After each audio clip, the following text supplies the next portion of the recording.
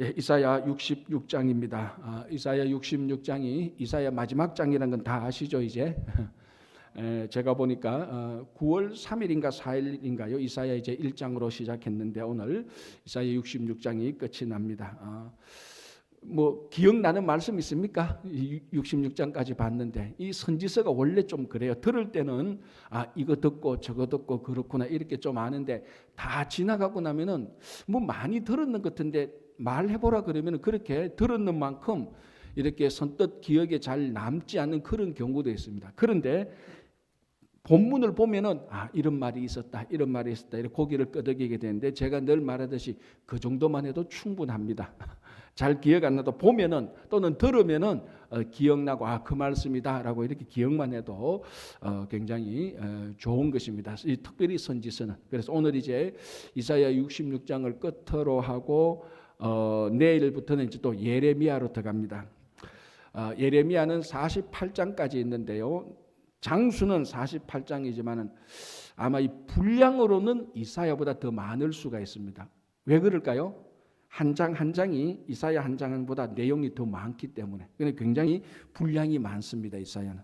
그리고 이사야 못지않게 예레미야 선자도 역사적인 것보다 훨씬 더 많이 이런 선포하는 말씀이 있기 때문에 우리가 또 들으면 굉장히 중요한 말씀이 많이 나옵니다. 자, 어쨌든 오늘 이사야 66장 드디어 이사야 마지막 장입니다.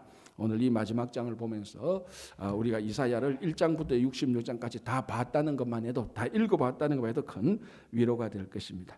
자, 1절 보겠습니다. 이사야 66장 1절 여호와께서 이와 같이 말씀하시되 하늘은 나의 보좌요 땅은 나의 발판이니. 자, 하늘은 하나님의 보좌 앉는 곳이고 땅은 하나님의 발이 닿는 발등상입니다.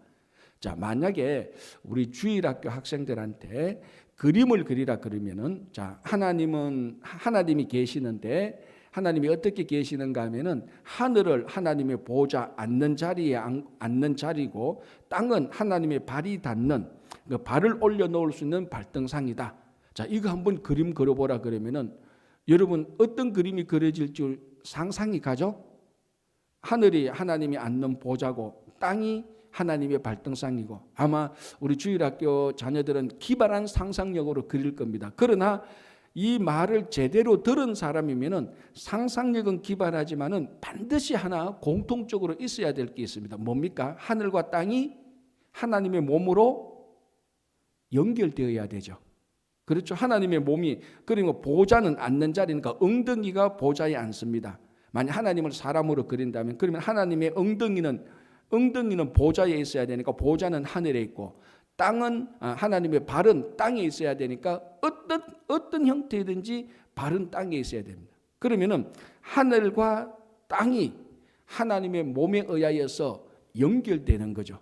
그러면 자연스럽게 하늘과 땅이 분리되는 것이 아니고 하나님으로 인하여서 연결되는 것입니다. 하늘과 땅이 별개가 아니라는 것입니다. 하나님 앞에서는 하늘이 땅이고 땅이 하늘이고 내가 앉는 자리 발등상이 하나님에서 다 연결되는 것이. 그러니까 제가 전번에도 한번 말씀드렸죠. 우리가 신학교에서 하나님에 대해서 배웁니다. 신론 이제 이렇게 말해서 배우죠.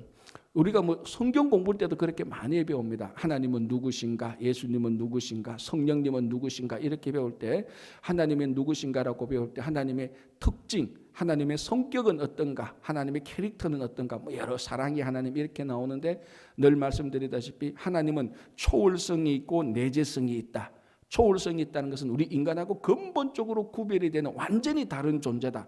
내재성은 그럼에도 불구하고 하나님은 우리와 함께 하셔서 우리와 같은 인격이 있다. 아프고 즐거워하고 기뻐하고 이런 인격이 있다. 근데 이게 완전히 다른 존재가 완전히 우리하고 같은 존재다. 그러니까 이게 하나님에게 있어서만 이게 가능한 겁니다. 그래서 이 일이 일어난 것이 성육신이죠. 하나님께서 완전한 하나님이 완전한 인간이 되신 것. 그러니까 하나님의 보좌가 완전히 발등상으로 내려온 것하고 마찬가지입니다. 하나님에게서는 이게 별개가 아니고 똑같은 것입니다. 아니 똑같은 게 아니고 연결된 것이죠. 그래서 오늘 말합니다. 하늘이 나의 보좌고 땅이 나의 발등상이다. 하늘과 땅은 하나님의 하나님 앞에서 구별되는 거룩한 성품은 우리 인간과 같이 또 일치되고, 그래서 이 천지는 하나님 안에서 전부 다 통일되고 하나님 안에서 다 연결되는 것을 말하고 있는 것이. 그래서 한번 보십시오. 하늘은 나의 보좌여 땅은 나의 발판이니 너희가 나를 위하여 무슨 집을 지으랴. 자, 이 모든 것이 하나님 안에서 통일되어 있는데, 사람이 하나님을 위해서 무슨 집을 지어 본들 그것이 하나님의 마음에 흡족하게, 하나님의 스케일에, 하나님께서 원하시는 것에 너무 마음에 들어가지고 그 안에 하나님이 온전히 계시도록 할 수 있겠느냐. 근데 인간이 아무리 좋은 집을 지어본들, 아무리 위대한 집을 지어본들, 그 위대하고 좋은 집을 지어서 그 안에 하나님을 모시려고 해본들, 하나님이 오히려 그런 것들을 다 품고 있는 것이지. 그게 사실은 우리가 솔로몬이 성전 건축하고 봉헌 기도할 때 했던 기도 내용하고 사실은 같습니다. 솔로몬이 했던 기도 내용이 뭡니까? 우리가 이 집을 지어서 이 집에서 우리가 기도하고 하나님에게 영광 돌리게 하는데, 이게 아무리 커본들 어떻게 우리가 이 건물이 하나님을 다 품겠습니까? 안 되죠. 그럼에도 불구하고 우리가 이 집을 지었으니 하나님 우리와 함께하여 주시옵소서라는 그런 기도가 있습니다. 그 기도하고 사실 오늘 마찬가지죠. 하늘과 땅이 하나님의 보좌와 발등상인데 사람이 무슨 건물을 지어서 그 안에 하나님 계십시오라고 말할 수 있겠느냐는 겁니다. 그렇죠? 자, 그래서 보십시오. 나의 발판이 너희가 나를 위하여 무슨 집을 지으랴. 내가 안식할 처소가 어디냐. 너희들이 사람이 아무리 훌륭한 집을 지어도 거기서 그 안에만 어떻게 하나님이 안식할 수 있겠느냐, 이런 말이 되는 겁니다. 자, 2절에 나 여호와가 말하노라. 내 손이 이 모든 것을 지었으므로 그들이 생겼느니라. 그러니까 인간이 만드는 성전조차도 사실은 따져보면은 하나님이 주신 모든 재료들, 하나님이 주신 모든 달란트, 인간의 능력, 이런 것 가지고 하나님의 성전을 지은 것이 불가하지, 하나님에게 전혀 없는 것으로 지은 것이 아니지 않느냐라고 말합니다. 그러니까 딱 한마디로 말하면 인간이 이 땅에서 아무리 위대한 성전을 지어 놓는다 한들 그것이 하나님에 비하면은 비교할 수가 없다는 것입니다. 그러니까 이렇게 생각하죠. 이렇게 우리가 최선을 다해서, 정성을 다해서, 우리가 물질을 많이 내서 정말 어마어마한 교회를 지었다. 자, 이 교회에 들어와서 기도하고 예배하면은 하나님께서 얼마나 기뻐하시겠느냐. 그런 식으로 인간들이 말을 한다는 겁니다. 그래 본들 하나님께서 그 안에 들어와서 그 건물 안에 딱 갇혀서 이 건물은 정말 좋구나. 내가 이제 여기서 평생 있어야 되겠다. 그렇게 하나님께서 그 안에 들어가서 온전히 안식하고 그 안에 들어가서 온전히 하나님께서 갇혀 지낼 수 있느냐? 그런 게 아니라는, 그것조차도 오히려 하나님께서 주신 것으로 다 지었는데, 자, 그러면은 우리가 어떻게 하나님께 예배를 드려야 하나님께서 기뻐하실까? 그 어마어마한 건축물을 지어서 예배를 드리고 우리가 가지고 올 수 있는 비싼 것도 막 가지고 오는데, 자, 그 다음에 이제 말하죠. 무릇 마음이 가난하고 심령에 통회하며 내 말을 듣고 떠는 자 그 사람은 내가 돌보려니와. 그러니까 뭡니까? 인간의 물질적인 형식적인 그런 것을 아무리 갖다 줘본들 그게 하나님의 마음에 흡족하겠느냐는 겁니다. 그런데 인간은 그게 흡족해요. 사람은 외모를 보니까 사람에게서 큰 건물이 있고, 자, 여러분 여행을 하다 보면은 정말로 어떤 성전이나 교회 같은 데 있는데 문을 열고 들어가 보면 그 건물 자체가 우리한테 주는 거룩함, 종교심의 거룩함들이 있습니다. 어떤 여행을 하다 보면 어떤 건물 성전에 이렇게 들어가서 문을 열면은 이런 기분이 들어요. 여기서 기도하면은 천사들이 나를 완전히 둘러싸서 나를 지킬 것 같다라는 그런 분위기가 있는 좋은 건축물이 있어요. 성전. 그러니까 중세 시대 때 지은 문 열고 딱 들어가면 여러분 그 중세 시대나 이럴 때 지은 다 성전을 보면은 이 안에 그 둥글게에서 스테인 글라스 이런 걸로 만들어놔서 햇빛이 그것을 비추어서 밖에는 햇빛이 그 글라스를 비추어서 안으로 딱 들어오게 됩니다. 문을 딱 열면요 햇빛이 바로 중간에 딱 비춰요. 그 웅장한 건물에. 그러면 사람의 심성이 작동을 합니다. 와, 여기 하나님이 있는 것 같다. 최소한 천사는 있는 것 같다. 야, 여기서는 기도하면은 하나님께서 정말 좋아할 것 같다. 그렇게 인간들이 성전을 거룩한 종교심으로 만들어 놓아서 기도를 합니다. 그런데 사람들은 그 안에 들어가서 기도하면은 야, 여기서 예배를 드리면 진짜 하나님께서 기도를 듣겠다. 그래서 여러분 성 베드로 성당이나 로마 가톨릭의 건물 한번 보십시오. 딱 들어가면 인간의 종교심을 다 건드립니다. 그런데 그런 것들이 하나님의 마음은 하나도 건드리지 못합니다. 왜? 그 모든 것이 전부 다 하나님께서 주신 것으로 지었는데 하나님의 마음은 그런 것으로 하나님의 마음은 터치 못합니다. 무엇으로 하나님의 마음을 터치합니까? 가난한 심령. 우리 다른 말로 우리 시편의 용어로 다윗의 용어로 말하면 뭡니까? 상한 심령. 그러니까 여러분 한번 보십시오. 이 상한 심령, 가난한 심령이 뭡니까? 간절히 순수하게 하나님을 찾고자 하는 목마른 사슴이 물을 찾듯이 정말 하나님을 찾고자 하고 정말 하나님의 말씀을 사모하고 하는 그 마음, 순수한 그 마음이 인류가 지어놓은 성 베드로 성당보다 하나님은 더 좋아한다는 것이. 이게 여러분들이 아직 그런 건물에 압도되어 보신 적이 없어서 이 가난한 마음이 얼마나 중요한지 모르는데 그런 건물이나 그런 종교심에 압도되어서 야, 이런 것보다 하나님께서 가난한 심령을 더 좋아하시는구나 라고 생각하면 정말 하나님을 간절히 바라는 마음을 얼마나 하나님께서 좋아하시는가 우리가 충분히 알 수 있습니다. 자, 그리고 뭐라고 말합니까? 하나님의 말씀을 듣고 떠는 자. 하나님의 말씀을 듣고 이 말씀 앞에서 이것이 정말 하나님의 말씀이구나. 이 공포에 떠는 게 아니고 이 말씀의 경외함으로 떠는 자. 이 말씀이 내 삶에 들어와서 내 삶을 요동시키고 내 삶을 변화시키고 내가 하나님의 말씀대로 살아가려고 하는 자, 그걸 결단하고 그렇게 살아가는 자, 그런 사람은 하나님께서 돌보겠다라고 말을 합니다. 그러니까 그런 사람들의 기도와 예배를 내가 받겠다는 것이. 간절한 심령도 없고 하나님의 말씀에 순종하고자 하는 하나님의 말씀을 사모하는 그런 것 없이 인류가 만드는 가장 위대한 건축물에 들어와서 천사가 나타날 것 같은 그 오묘한 진짜 인간적으로 보면 그 고결한 건축물에 들어와서 예물을 드리는 것과 예비를 드리는 것은 하나님께서 감동 안 하는데 간절히 찾는 심령 그리고 말씀을 이게 하나님의 말씀을 경외하는 심령 그 사람들은 하나님께서 돌보시겠다는 거예요. 그런 기도와 그런 사람들의 예배와 기도에 하나님께서 감동을 하는 겁니다. 그러니까 얼마나 하나님께서 우리 심령에 상한 심령 그리고 말씀에 순종하는 것을 하는 것을 얼마나 좋아하시는지 우리가 알 수 있는 거죠. 그렇죠? 자, 그러면서 3절 한번 보시기 바랍니다. 소를 잡아 드리는 것은 살인함과 다름이 없이 하고 어린 양으로 제사 드리는 것은 개의 목을 끄끔과 다름이 없이 하며 자, 이 소를 드리고 어린 양을 드리는 것은 예물로 드리는 것은 하나님께서 레위기 율법을 통하여서 직접 우리들에게 말씀하신 것입니다. 그런데 이 소와 어린 양으로 하나님께 드리는 것은 살육하는 것하고 똑같다라고 말을 합니다. 왜 이렇게 말합니까?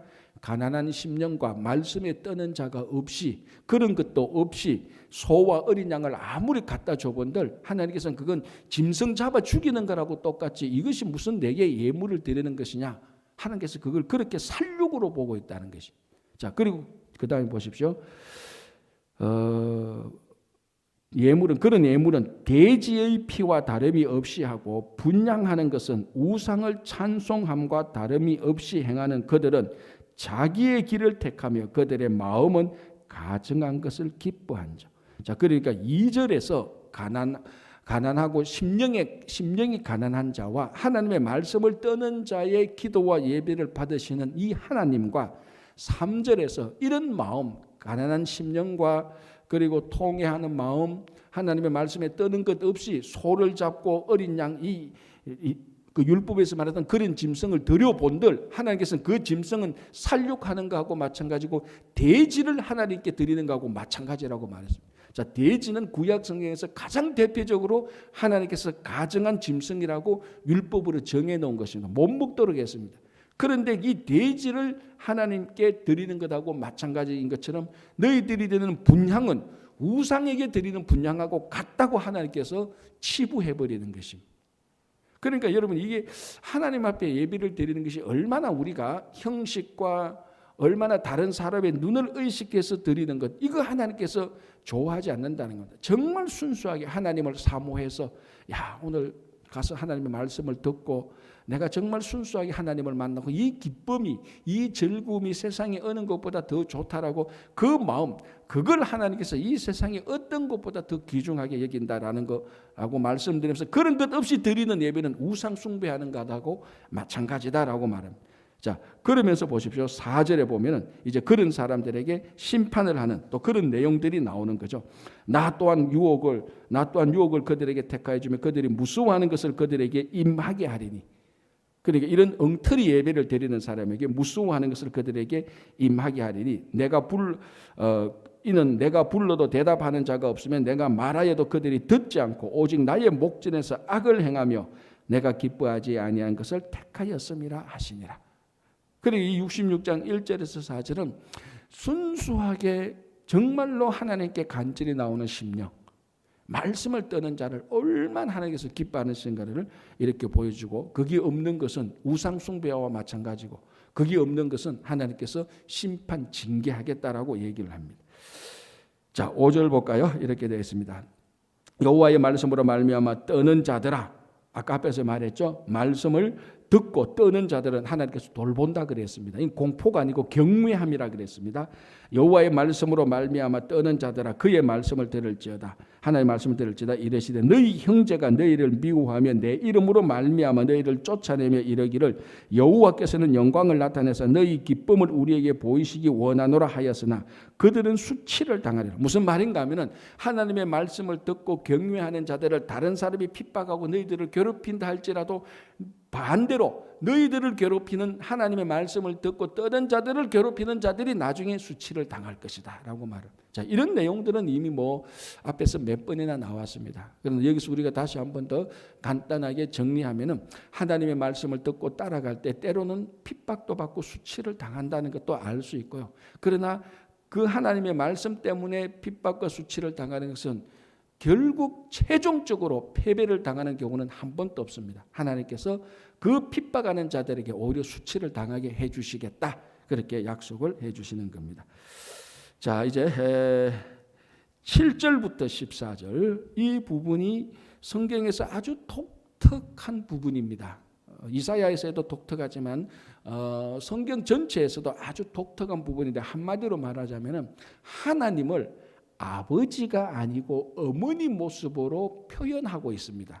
자, 그렇다고 해서 우리가 기도할 때 하나님 아버지 말고 하나님 어머니 이렇게 기도해야 되냐?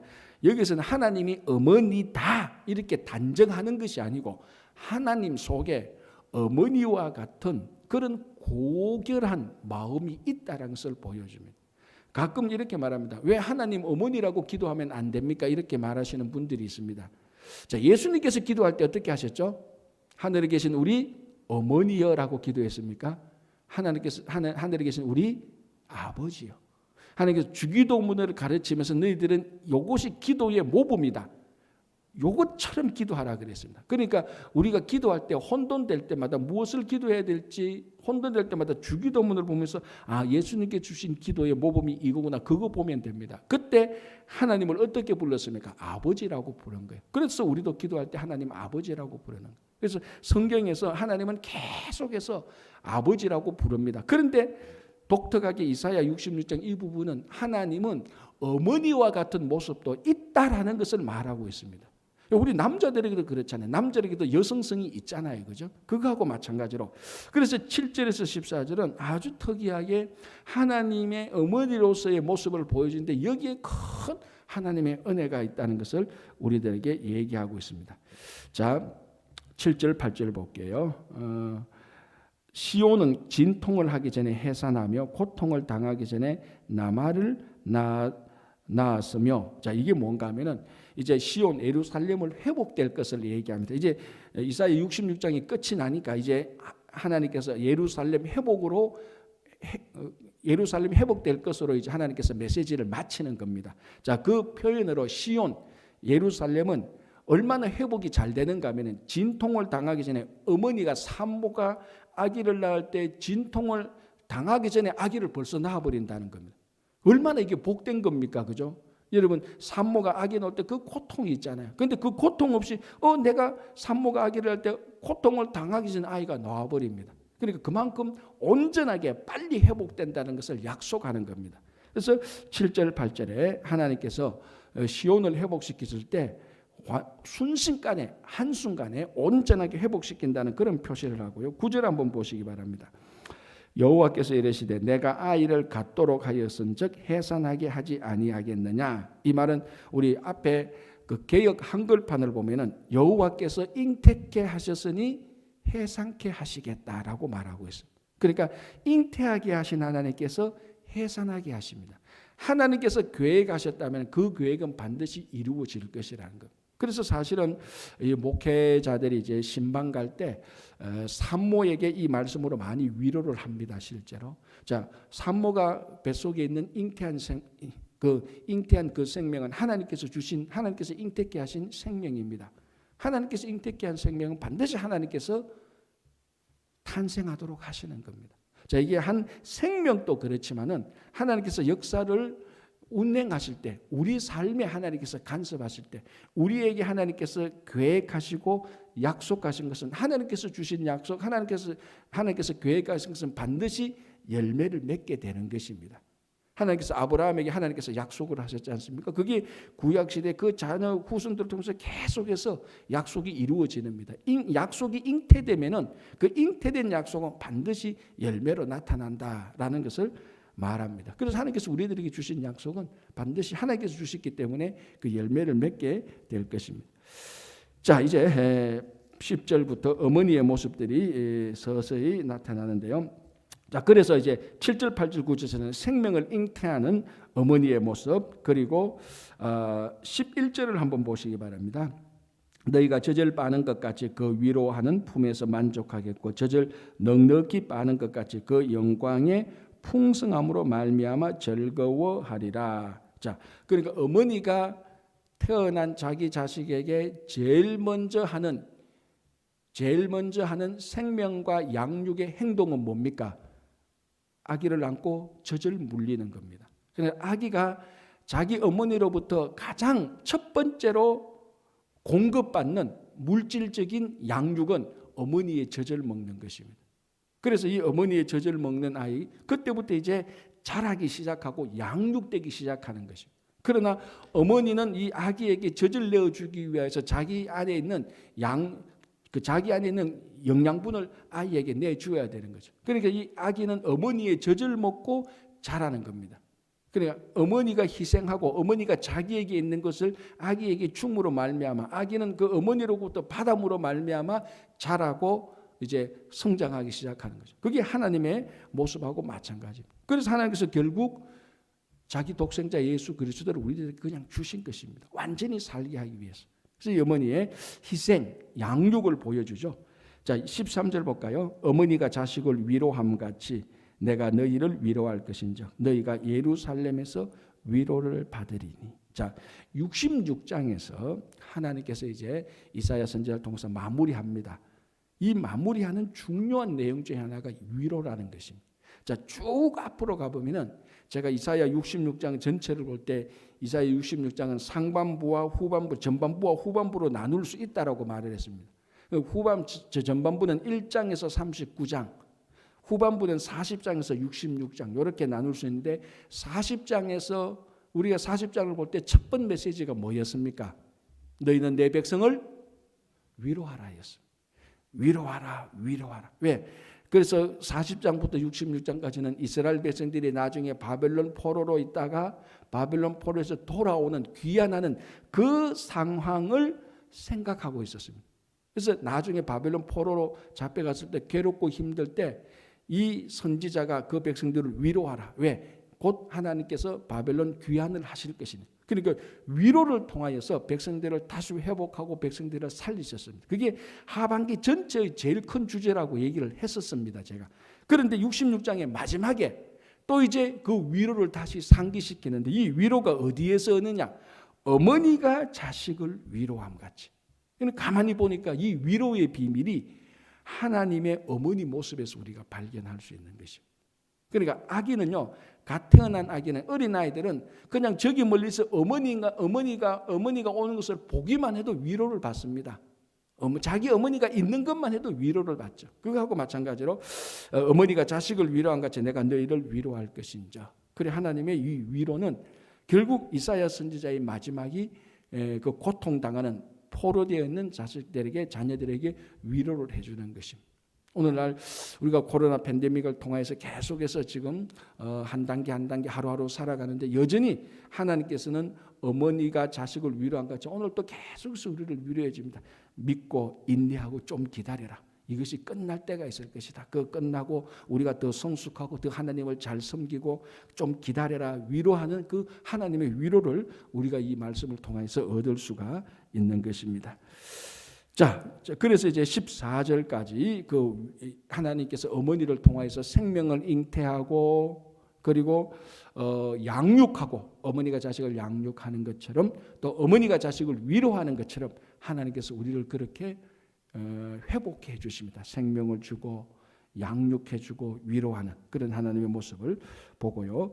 15절, 16절, 17절은 반대로 하나님이 악한 자들을 심판하는 모습을 보여줍니다. 그래서 15절 한 마지막 부분에 보면은 그가 혁혁한 위세로 노여움을 나타내시며 명렬한 화염으로 책망하실 것이다. 근데 하나님의 자녀들은 어머니가 위로하고 회복하는 것처럼 해주시고 반대로 끝까지 하나님께 악을 행하는 자들은 이 하나님께서 철저한 심판을 행하실 것이다라고 얘기를 합니다. 자, 18절부터 이제 21절까지는 하나님께서 이방인들을 모으십니다.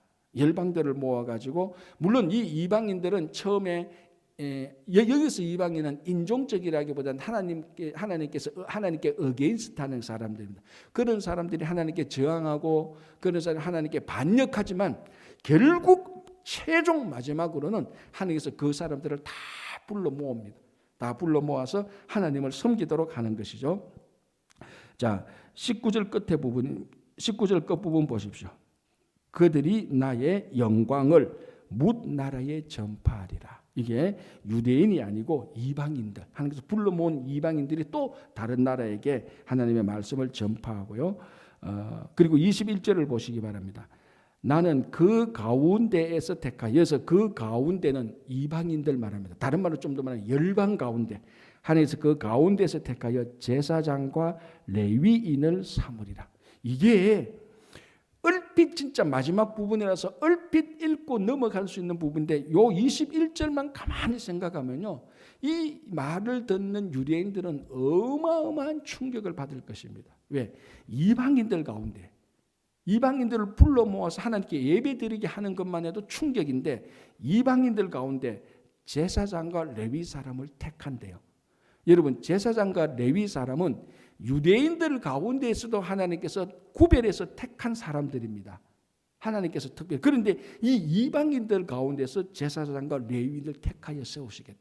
그러니까 이 성경 이사야를 보면은 몇 부분에 많지는 않지만 하나님께서 이미 구약시대 때부터 유대인과 이방인을 다 하나님께서 품고 계시다는 것을 다 알 수 있습니다. 그들 가운데 제사장과 레위인을 삼아요. 그러니까 어떻게 보면요. 크게 단순하게 보면은 저 같은 경우도 이 케이스예요. 유대인들 보면 나는 완전히 이방인이죠. 그런데 하나님께서 불러서 목회하도록 했으니까 이런 일이 없으면은 우리 한국 사람들 목회자들 불러서 온 사람들은 하나도 못 일어나는 거예요. 그러니까 그 가운데서 제사장과 레위인을 택했다. 자, 그래서 22절에 이제 새 하늘과 새 땅이 나오는 겁니다. 22절 내가 지을 새 하늘과 새 땅이 내 앞에 항상 있는 것 같이 너희 자손과 너희 이름이 항상 있을 것이다. 이게 요한계시록이 마지막에 끝나는 부분하고 일치하는 것이죠. 요한계시록도 마지막에 새 하늘과 새 땅, 새 예루살렘으로 끝나는 것처럼 결국 이사야 1장부터 66장까지 이렇게 다 심판을 하고 하나님께서 징계를 하고 부르고 교육하고 건면하고 영광을 받고 또 깨지고 넘어지고 우여곡절 끝에 결국 마지막에는 새 하늘과 새 땅이 이루어지는 것입니다. 거기에 대한 소망이 있죠. 그래서 우리가 지금 어떤 우여곡절 속에 있더라도 우리의 최종 종착지는 새하늘과 새 땅에 있는 것입니다. 그래서 마지막 승리, 최종 승리를 우리들에게 한 번도 약속하지 않으신 적은 없습니다. 오늘도 우리가 이 최종 승리를 가지고 있는 새 하늘과 새 땅, 그것이 이미 우리 속에 그리스도 안에서 이루어지고 가고 있는 것을 경험하면서 그 소망 속에서 살아가시기를 간절히 바랍니다. 기도하겠습니다.